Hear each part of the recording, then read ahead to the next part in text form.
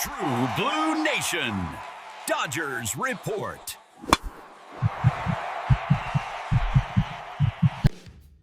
The brutality of the baseball business has reared its head again, and this time it showed no mercy.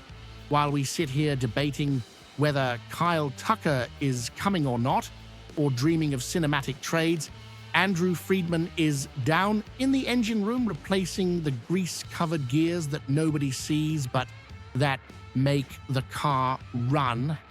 The news of the day: the Dodgers just cut Tyler Fitzgerald, a guy who barely had time to unpack after coming over from the Minnesota Twins, to bring in a battle-tested veteran, Andy Ibanez. That's right, 2 roster moves on the 40-man that, on the surface, look like footnotes but scream about the mentality for 2026. Let's be frank here, the winter has been strangely quiet. Aside from the Edwin Diaz bomb, which, let's face it, was sensational, we've gotten spoiled by the silence. But this move today, Tuesday, shows the front office isn't sleeping.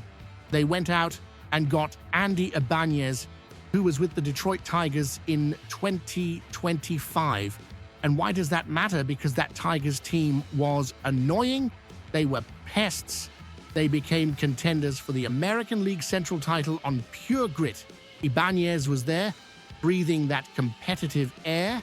He brings that underdog baggage that sometimes is missing in a locker room full of stars. The contract is for 1 year, worth $1.2 million. It might look like pocket change for a franchise moving billions, but it is a tactical investment. Ibanez isn't the guy who's going to sell jerseys. He is the guy who's going to play second base on a rainy Tuesday in Pittsburgh so Mookie Betts can rest. He takes third base, he plays shortstop, he goes to the outfield. Dave Roberts has a fetish for this type of player. His versatility is key. We are talking about a 32-year-old player who accepts the supporting role and delivers quality at-bats off the bench. Now, pause for a reality check. If you want to understand why we cut a promising youngster to bring in a 32-year-old vet and want analysis that doesn't sugarcoat things for the front office, hit that subscribe button right now.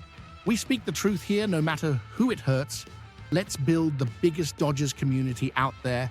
Back to the sacrifice. Tyler Fitzgerald. His situation is the classic example of how unstable the life of a baseball player on the roster bubble is. The Dodgers picked him up from the Twins a very short time ago.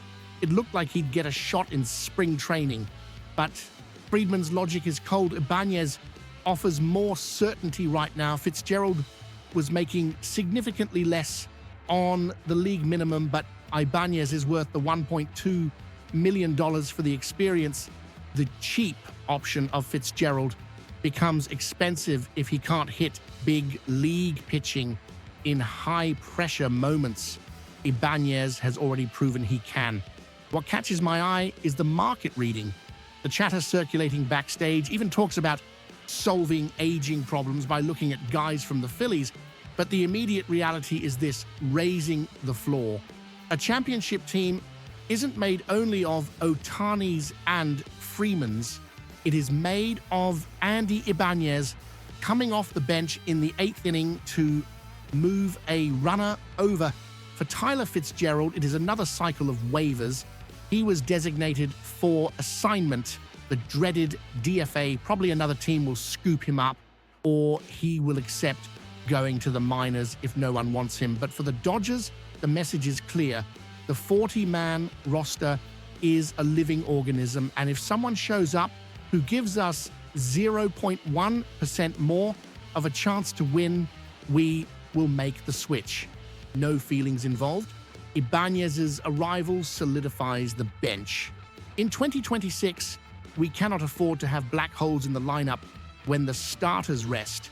The 2025 Detroit Tigers proved that depth wins games, bringing a piece of that mentality to Los Angeles, paying little and keeping financial flexibility for, who knows, that target from the Phillies or Kyle Tucker himself later on is a smart move. It isn't sexy.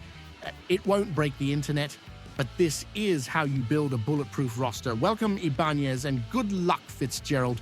the game goes on.